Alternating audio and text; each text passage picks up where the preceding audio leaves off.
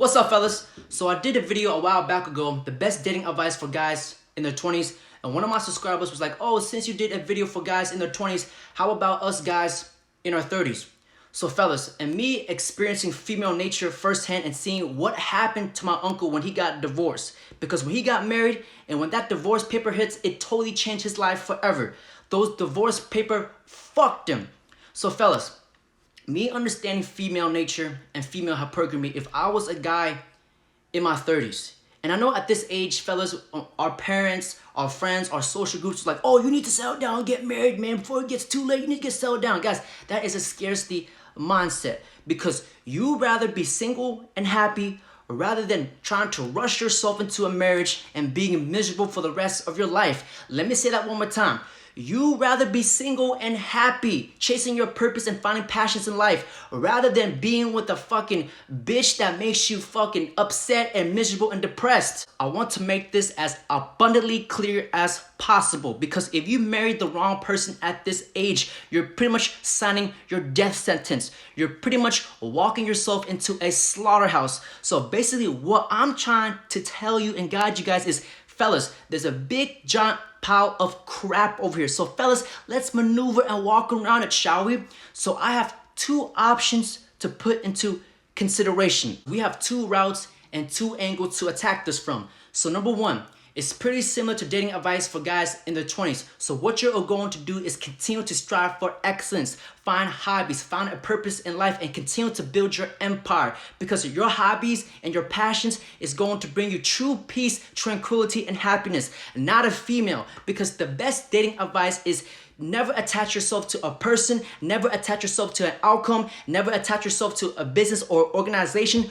Always attach yourself to your mission and purpose in life. This is how a man keeps his happiness. And fellas, at this age, the best dating advice for guys in their 30s is to continue to date girls in their mid-20s and low 20s. That is a truth bomb. That is the best dating advice for guys in their 30s, because if you date a girl who is 36, fellas, she has no value because the most valuable asset a woman can bring to you is her looks. But sadly, and my condolences, unfortunately, there's no such thing as the fountain of youth.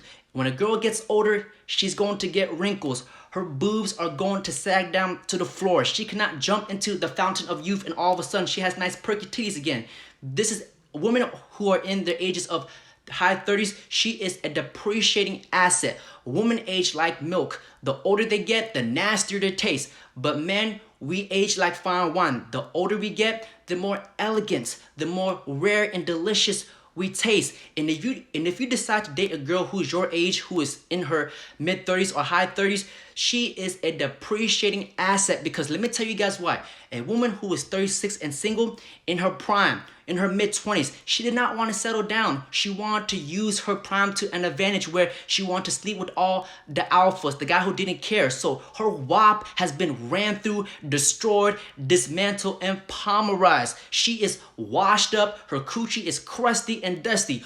Who is going to want that? So this is why you always want to date girls who are in their mid 20s. So basically what you guys are going to do is you guys are going to date multiple women without an attachment or without getting into a long-term relationships. But there are ifs. If she is a unicorn and you truly believe in your gut, heart, and soul and deep down in your ball sack, if she's the one, take your chances. But at this age, I highly recommend that you have a rotation. And what do I mean by rotation? I want you guys to think of a basketball team where they have a starting five. The starting fives are the most elite players. So the most beautiful girls, your shooting guard, point guard, center, whatever. Your starting five are going to be the girls who are the most submissive, loyal, and the most beautiful to you. And the girls who come off the bench, these are going to be the sixes and sevens, 7.5s. They're like a spare tire in the trunk.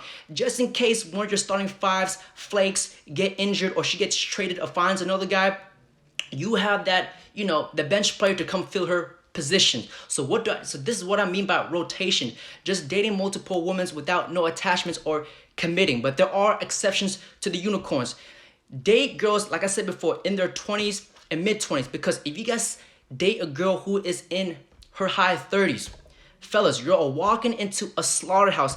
Let me tell you guys why. I have nothing against older woman, but the older she gets, the more manipulative, the more she lies and cheats. And let me tell you guys this, women are very great actors. They will do anything to get what they want. Because if you guys understand female nature, how they are wired and programmed, they are going to want to reproduce at some point.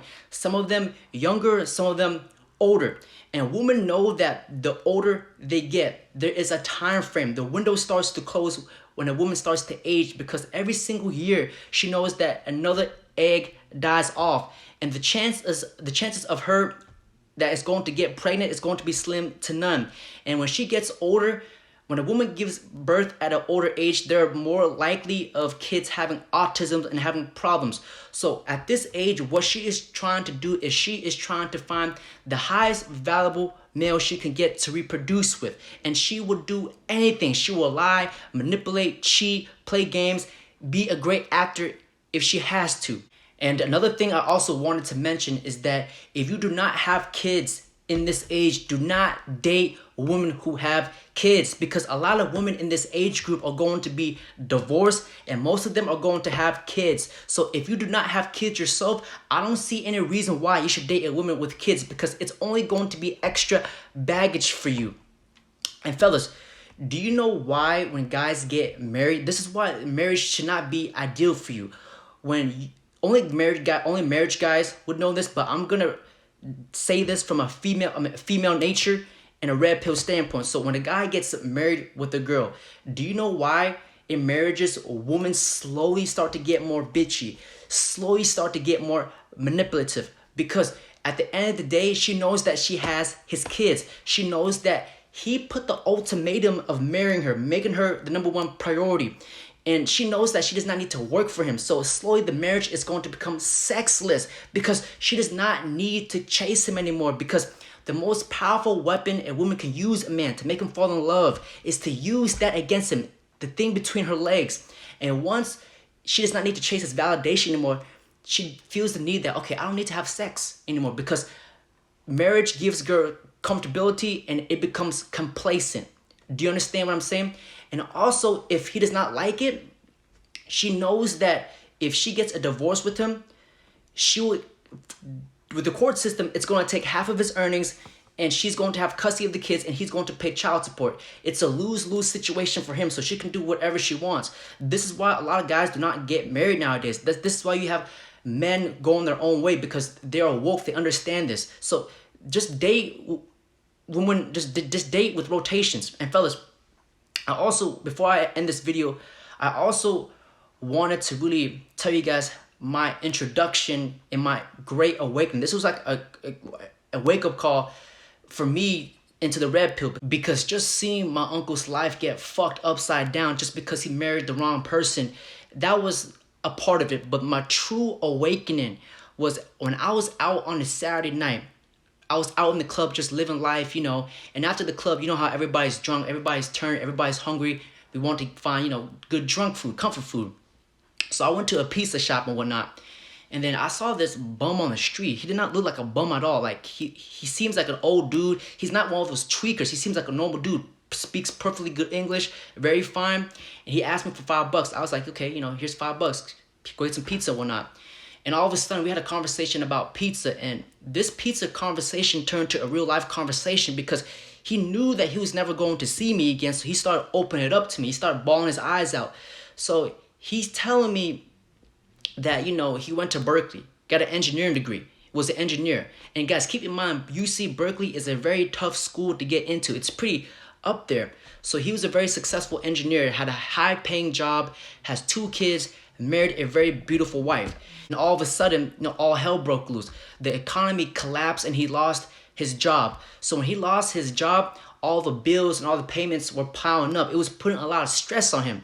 And do you know what his wife did? His wife went out and cheated on him. So while he was trying to get his shit together, find a lesser paying job, the wife decides to go out and cheat on him.